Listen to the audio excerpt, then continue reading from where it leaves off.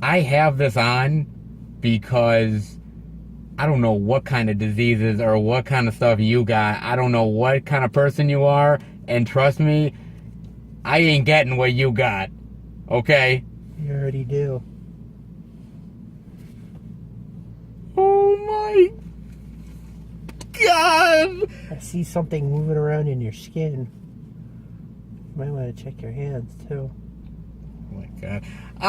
Welcome everybody to a brand new movie review where we talk about Annihilation. Oh God. You really think an alien virus is going to keep you safe with a mask? They had biohazard suits and they'd probably still get infected. It was worth a shot. Alright, well, okay. This is sort of the latest sort of science fiction film. I thought the trailers were really interesting. I liked sort of, you know, the mysterious aspect of it. Really wanted to see it. Where do you want to start with Annihilation, sir? Isn't this based on a book? This is based on a book series. This is sort of the first book, I guess, of it. Oh, wow. It makes me wonder if they're going to go with sequels for this one. I don't know. Maybe. It's possible. I mean, the way they end this movie is a big question mark, and in some ways. In some ways, yeah. Let's talk about the casting. We've got Natalie Portman. You got Natalie Portman, who plays the lead in this. Jennifer Jason Leigh. Gina Rodriguez. You have Tessa Thompson, Yes. with last time we saw her was in Thor Ragnarok. And you've got another Marvel character, even though he plays a very short role. He's just asking questions throughout this movie. It's Benedict Wong. Yep. Benedict Wong is in this as well, and Oscar Isaac, which I always get his name messed up a lot of times. Yes, Oscar Isaac. Last thing we saw him in, of course, was The Last Jedi. So yes, we did. So I mean, here's the thing. We're gonna try our damnedest, but it's hard to really say anything without spoilers. Hard to really say anything without spoilers, but we're gonna try our damnedest to do it. The idea is essentially that Natalie Portman plays a college professor. And she was a former military, and you know, she's a biologist. She's a specialist in that. And her husband, played by Oscar Isaac, goes on this mission, and he's gone for practically an entire year. Yeah, it's one of those top secret classified missions. You know, we can't really say anything without. We can't say anything without, you know, really like, you know, spoiling the mission or, you know, doing anything. So we can't do that. So the idea is that one day he just mysteriously shows up. I mean, he's been gone for literally a year, so she hadn't heard a word from him. And suddenly he feels pain. They take him into an ambulance, and before he goes into pain, he's like very disoriented. He knows things, but he's not sure of things. You know, he's very, very muddled. And basically, an agency or something picks them up and takes them to this facility, and basically you learn the idea of he's been on this mission, or he's been inside this thing that they call the Shimmer. The Shimmer, and the idea of this thing came from some sort of meteorite that ended up hitting a lighthouse, and it's expanded over the course of 3 years. And they've sent like multiple teams going in. No one's ever come back except for him. Except for him for some reason. And the idea is that, okay, I guess that, you know, she wants to find out, Natalie Portman's character wants to find out. Jason Leigh's character wants to know what's going on in there. What's going on in there? Why have we lost so many people? What's the cause of this? So they go into the Shimmer and they try to find answers. Trust me, once they go in there, everything gets weird. Like really weird. I mean, everything from the start, right from the beginning, the idea that from the moment they go in, then you cut to you know, them sort of waking up, like for them it's like 4 or 5 days later, and they realize, how'd we get here? How's this all been set up? How long have we been here? How long have we been here? What's been going on? I don't remember getting getting to this point. I don't know what's going on. They even check their supplies, like, oh, we went through 4 or 5 days worth of food. And I'm like, then I wonder, it's like maybe the physics of this place is not normal inside the Shimmer. It's not normal. It's something's off, and it's just the idea of the Shimmer itself and everything is really fascinating to me. Mm-hmm. Not that we haven't seen before an idea of something, some sort of alien thing expanding. We've seen it before. It's not like this is anything like crazy new, but I really thought the designs inside the Shimmer and everything was absolutely gorgeous. Yeah, the plant life, you name it. But what I like about it is it's gorgeous. And it's kind of a unique design, too. Yes, it's unique, but you know what else is interesting about it is that it's something's off about it. You can't quite put your finger on it, but you know that something is off about it and something's not right. You know that what you're touching is incredibly unique and beautiful and one of a kind, but it's not supposed to really exist in nature. It's not supposed to exist in nature, and you realize that this thing could be incredibly dangerous. Because there's a part where she even says, it's like, oh, these sample of flowers came from this tree. They're all supposed to be the same or extremely similar, but they're all completely different. They're all completely different. Nothing is the same, and it's very skewed. It's what's interesting about it is it's so beautiful to be inside it, and then they find out the dangers sort of later on. The dangers that are part of it, and that's what I thought was really interesting. This movie's kind of a conundrum. I'm not gonna lie. It's just one of those movies where you're just like scratching your head, like really. They don't. I mean, at first they don't. It's not until they're there for a while they notice it's not just changing the environment and the plant life and the animal life, but it's slowly changing them. They don't realize. And the fact that in the movie that they realize that everything, whether it's plant DNA, animal DNA, human DNA, all of the DNAs that are possible, the Shimmer itself is integrating everything together. Yeah, like literally making new combinations of stuff. Yeah, nothing is like, so you take something like, there's a beautiful thing in like the movie of like some sort of plant, and it looks like a human being. Or the part where she's walking through the forest and she sees, I think they were supposed to be like some kind of doe or deer or something. And, yes. And they're like a combination of that and plant life. I'm like, it looks like something you've seen like out of Narnia or something. Yeah, it's like one of the most beautiful and sort of like haunting designs. A lot of this movie is just that. And I just was immersed in how just sort of beautiful and yet dangerous this whole world is inside. You get to see the part of the dangerous side with one of the animals they encounter, which does something very creepy later. Very creepy. I mean, it's slightly in the trailer, slightly. But I will say this much, that it basically is mash up a human being to sort of a bear to something like skeleton-like in the like face. A zombie bear hybrid. God, it's so weird and fascinating, the designs of this movie alone. And even the gore in this movie was surprising.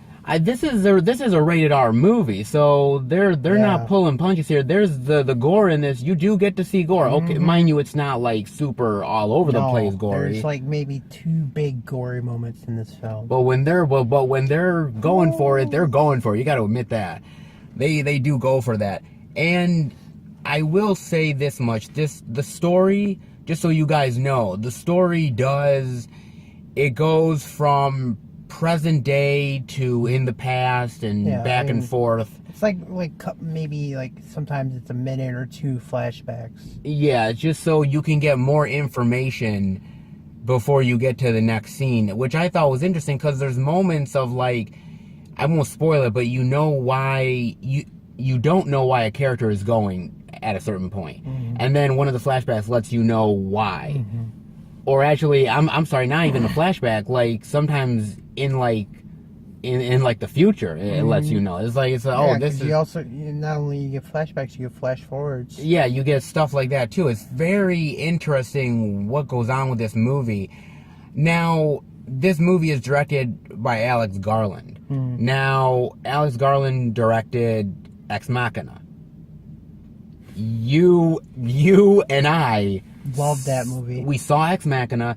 We did not know what to expect when we went into that movie, and we left it. I think you can I had easily, a face of awe by the time I got out of that movie. That's how much I loved it. You can easily say that movie is incredibly unique and just one hell of a. Ironically, he's Oscar Isaac's in this one too. Oscar's in this one too, and it's incredibly a wonderful thinking man's science fiction film. Visual masterpiece. And so going into this, I was like, okay, he's going to do something that's at least unique and something that at least at the end of the day, you can't quite put your finger on it. And that's what this movie is. I think another thing I have to comment on is the music in this movie. It's kind of eerie, but also like interesting and creepy at the same time. It's got that kind of thing where it's very haunting and unsettling, and that's what the music of it is. In fact, the whole movie is like that. I really like the fact of you have these characters, they talk like you and I do. They talk very realistic as far as human beings are supposed to talk, but they talk also in very almost like I don't like this could be the end of our lives, and like they talk like, oh my god, we're in a really depressed state right here, and they're just like waiting for the end to come, and the end to come here. And I will say this, I'm again not going to spoil anything, but the ending was very, very big question mark in some areas. Very big. I won't even say the end. Like the third act was just so bizarre and everything. Once the part, in the movie that they have to get to the source of it, the lighthouse itself. Once you get there, it just gets extremely. It kind of reminds me in some parts, like the part where they're in Doctor Strange, where he's exploring the other dimensions, where the. Yes. Oh yes. I'm like, this part of the movie, I'm like, what's going on here? Are we still the same? Are we still the same person, or is it something else? There's moments in this film, again, no spoiling it, but there is moments in this film where I was like, there's moments when they sort of reveal something, and then what they reveal, I'm like, oh my god, that I didn't see coming. I didn't see that. Well, you get to see, like, what was it, 2 videos on camera? 2 or 3, I forget. Yes. Those scenes right there, you'd be like, what the fuck is going on? Especially the first time, when they looked at footage, and when I saw them look at the footage, and what was going on in it, I was like, oh my god. That is not supposed to happen to the human body. No. That is not supposed to happen. No. I won't spoil anything else for you, but that does not. In fact, what am I saying? Most of this movie, nothing's supposed to happen like that to the human body. Are you kidding me? Let's just say it'll change the view of the human condition. The human condition, and it will just, because you know what? I'm not gonna lie. I'm one of those people that believe that there's other things out there in the world. There's gotta be, because if there's not, this is a waste of an entire universe. Yeah, I believe it, and you want to know what? I think to myself, I'm like, oh my god, are you telling me that things like this are out there in the universe and could come and, like, do things to my body that He says we're already here. Fuck you. Fuck you. I don't want to know. Fuck you. I don't want... starting to vibrate.